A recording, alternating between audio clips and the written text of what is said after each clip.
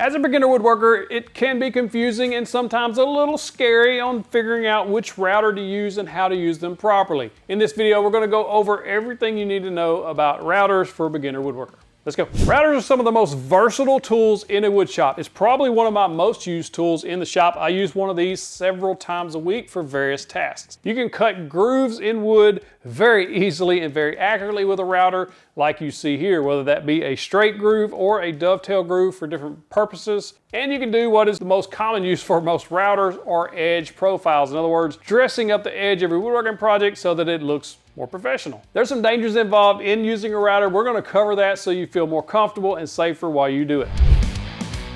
But first, which router do you pick? There's so many out there, so many options. How do you know which one's right for you? There's basically two different kinds of routers you're going to be looking at, a fixed base or a plunge base. Sometimes you can get a combo fixed and plunge base, which I'd actually recommend for most people, but I've got some recommendations near the end of the video for both bits, accessories, and routers. For the most part, if you pick up a small router, these are called trim or palm routers. Both mean the same thing. These are small routers that typically go with your battery platform, or like this Makita here, which I really like. It's a very affordable, smaller router. Most of these are fixed base. While some of them you can get plunge bases with them, you're most likely going to buy them as a fixed base. And all fixed base means is it doesn't have a fast plunging option like this does. In other words, you set it and forget it and just use it like that. Now, a plunge base can be useful for various tasks. If you're just wanting to make several shallow passes at different depths, you can set this up to do that. The way a plunge base router works, it has this depth stop that is completely adjustable.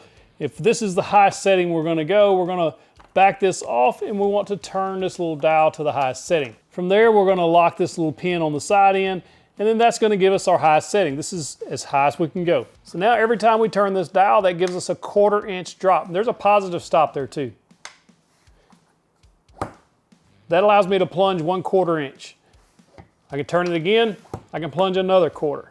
Turn it one more time, and I can, again, go all the way to the bottom or through the material, however I need to set that. So what I would do is set this high setting where this bit is just touching the surface of the wood I'm going to cut. That way, every time I turn that, we're going deeper and deeper. Similar to what I did when I put this play button in the middle of this workbench. I was able to cut that pocket out for that play button to go in just by taking small, shallow passes. That prevents tear out. It makes it easier on your router bit, and it just cuts better. Now, if you're needing to do fine micro adjustments to make sure you're not going too deep, you're going to use this setting here with the little flathead screw. This allows you to dial in the perfect depth that you need. Then I also use the plunge base to surface this so that it's perfectly flat with the rest of the table. And a lot of people use plunge bases to surface wood or flatten slabs, things like that. There's a multitude of uses for a plunge base, but you can do some similar things with a fixed base. It just depends on your use case and what you're going to be using them for. One thing I absolutely recommend, no matter which router you go with, is get a variable speed, because speed matters, and we'll talk about that when we get into the bits. A variable speed lets you turn down the speed that the bit is spinning, and you're going to want to make sure the router you're picking has that. Most routers do, but some, like this Ryobi that I have, are not variable speed. It's just a fixed speed. That works okay for edge profiles, but when we get into the bigger bits, you're going to want to speed those down a little bit.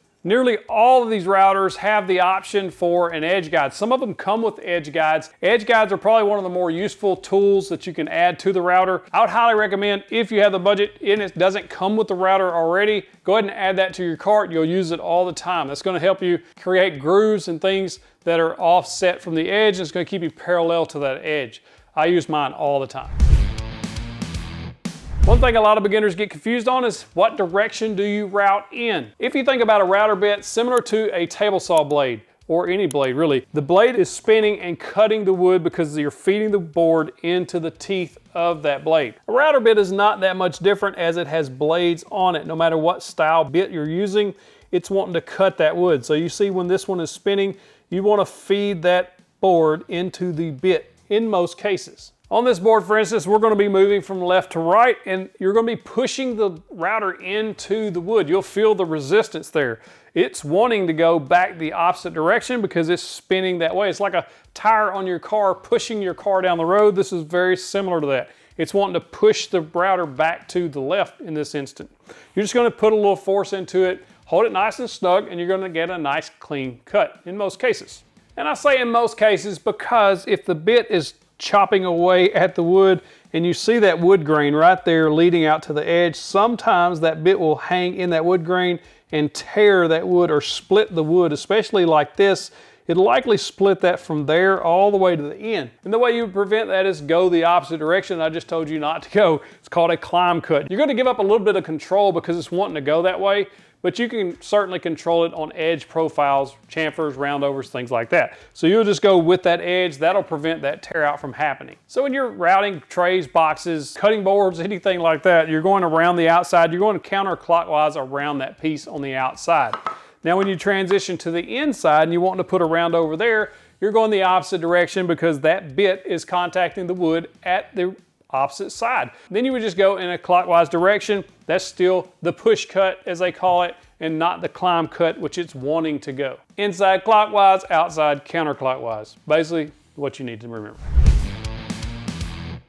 There's some common bits that most every woodworker is going to have in their shop. And they are. Chamfer bit, usually a 45-degree chamfer. In other words, it's going to put a 45-degree angle on your board. There's also roundover bits. I think an 1/8 and a 3/8 are two good ones to have in the shop. We'll talk about the difference in a minute. I personally love a dovetail bit because I make jigs with those, like my tapering and jointing jig and my crosscut slit. These are just handy to have. Flush trim bits are some of the most used common bits in most shops. What a flush trim does is create two identical pieces. Because that ball bearing rides on the sample piece or the template piece, then you can use those on templates, as well as just cleaning up the edge of work. Now, template cutting with these bearings lets you do several things. You can use jigs like this to create radiuses on the edges of boards using that flush trim, or you can go ahead and make the same thing over and over. So if you're just making charcuterie boards, you can just use a template to do that and make the same pattern over and over again. One of the great things about flush trim bit. And then straight bits help you do different various tasks, like cutting the dados or the grooves in this top where I put the T-track in, or cutting slots and things like that in boards.